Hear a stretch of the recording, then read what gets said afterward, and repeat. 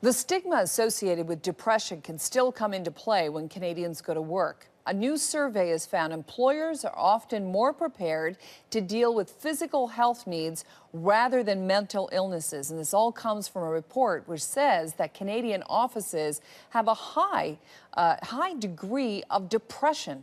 Andrew Nichols is here with the details. Andrew. And Carol, it is about 1 in 5, 22% of Canadians who suffer from depression. That's according to an Ipsos Reid survey. And while there has been a big spike in the ways to deal with depressed workers, there are still, as you mentioned in your introduction, there are still challenges associated with it.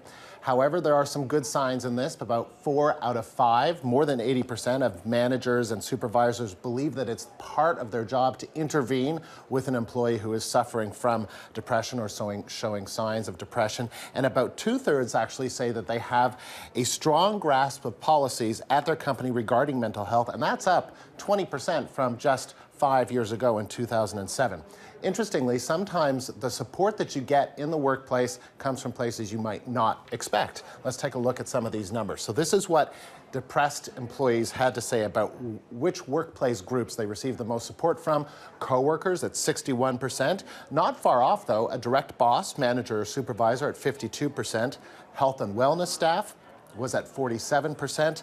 The union, interestingly, was below 50%. It was at 42%.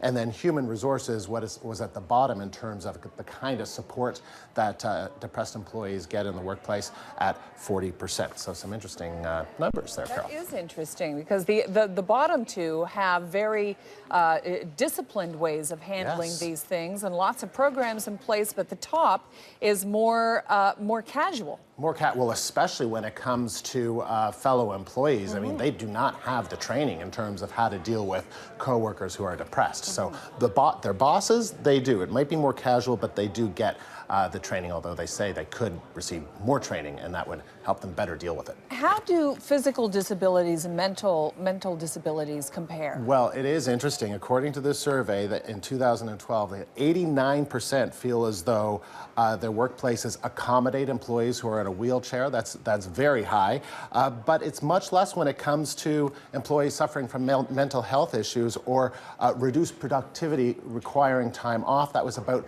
2/3. So interesting to see that when it comes to mental health issues, not as much, I guess the word is tolerance for reduced productivity that comes from people that may be depressed. But here's a question that we have for our viewers, just in terms of getting a better sense of what you think. What would you do to improve the workplace for those suffering from depression? Write to us, POV@cbc.ca. Andrew, thank you. You're welcome.